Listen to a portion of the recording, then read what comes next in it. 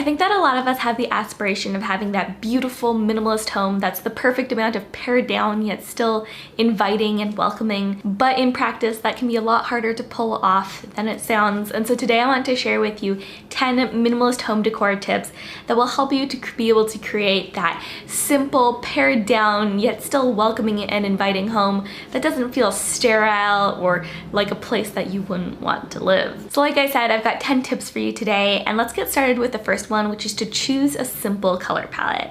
No, it does not need to be completely neutral, but if you do start with a foundation of neutrals and then maybe pick an accent color or two to switch in, that will help you to be able to create that already fairly minimalist vibe because you're picking foundational colors that don't really jump out.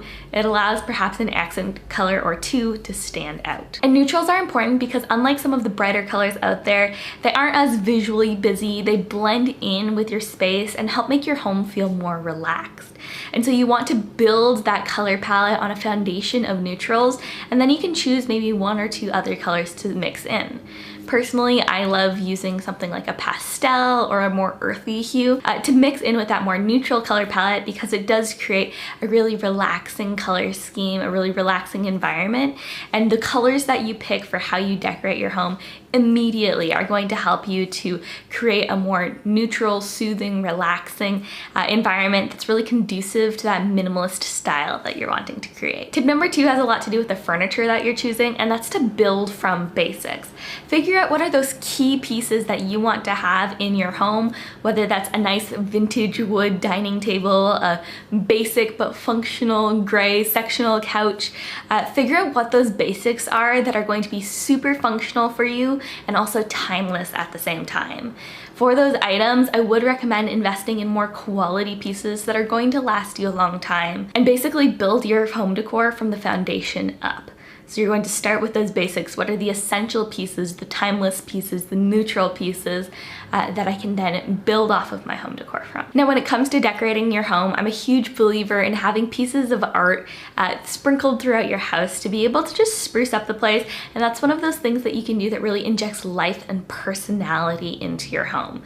It takes it from that, sterile, clinical neutrals to something that you actually want to live in. And so when you're choosing art, my recommendations for you are to find something that's handmade, something that's meaningful. Maybe you want to even create a piece of art yourself to display in your house. Or if you have a friend who you could ask to do something, that might be a fantastic idea as well. But I love being able to incorporate pieces of art into your life that really bring you joy.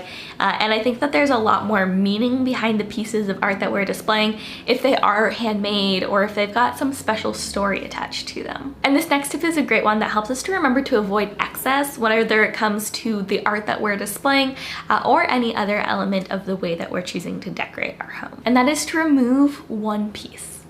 I love the quote by Coco Chanel that says, before you leave the home, look in the mirror and remove one accessory. And I think that that's great advice when it comes to minimal styling whenever you are getting dressed. But I think that it's also hugely applicable to the way that we're decorating our homes. I think there's definitely something to be said for having a more simplified version of whatever you're trying to create. It helps attract people's focus, and also it's less busy, so people have less visual clutter in their environments. So just as you're decorating your home, look at the space that you're trying to decorate, whether that's your bedroom, your living room, kitchen, whatever, and just say, is there something here that I can remove that might actually improve the appearance of what I'm trying to create? Next up, tip number 5 is to nail the lighting. And I think when we're looking at beautiful minimal spaces that really inspire us, one of the keys that a lot of these houses, a lot of these rooms have in common is the fact that they all have incredible lighting. Yes, sometimes it's these beautiful, gorgeous windows, and I think that a lot of times we don't leverage the windows we have in our homes nearly enough, but I know that natural lighting is definitely not always accessible in large quantities to everyone, whether you're living in an apartment or something like that. And so if natural lighting isn't something that you have a lot of, instead try to go for more huga type of lighting, which means that you're going to have like these warm, kind of side lit, so focusing more on lamps. that type of lighting is going to create a much more cozy atmosphere, and it's amazing how much light really can make a space feel more warm and welcoming. Okay, moving on, number 6 is to add a focal point. And I mentioned this before, but one of the keys that you're going to want to keep in mind as you're trying to decorate a minimal home is that you want to reduce visual clutter whenever possible. But in reducing visual clutter, you don't want people to have nothing to look at. You still want to have that warm, inviting home that's filled with your personality and things that you love. And so a great way of doing this is to have a focal point.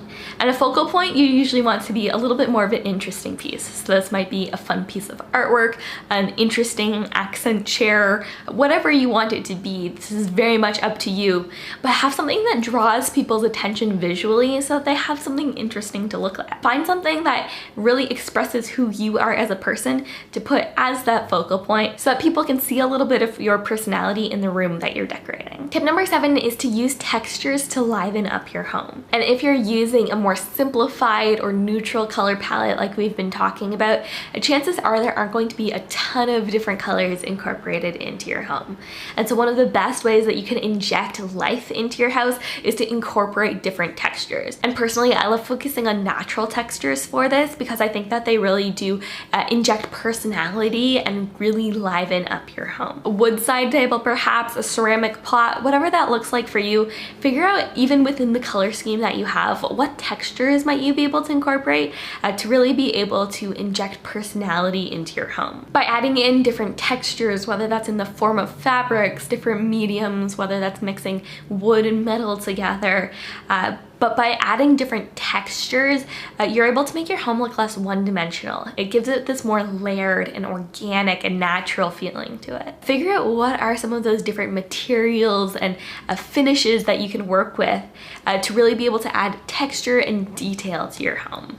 I think that that's the key here, is by adding texture to your home, you're adding detail, and so it makes your home less one-dimensional. Tip number 8 here is a quick one, and it's just to consider functionality. I think it's really easy for us to get caught up when decorating homes in adding in especially furniture pieces that never get used. So just as you're decorating, consider, is this item functional? And especially if there are larger things that are taking up space and not really getting used, you want to consider whether or not it's actually worth having those in your home, or if we can maybe apply that Coco Chanel advice and just remove one piece to create a more simple and less visually cluttered overall space. So obviously not everything has to be functional, but it is helpful to keep in mind, just generally at the back of your head, is this something that's serving me, or is it simply clutter? And tip number 9 is to add life with plants. And I think that a lot of times homes can just kind of have a little bit of a stuffy feeling to them. And I think one of the easiest ways to counteract that is to add life by incorporating plants into your space. By injecting a plant or two into your space, it really can help make your home feel a lot more refreshed, as well as a lot more natural. I think that a lot of times we just feel a lot more at home when we're in a space that feels a little bit more like nature.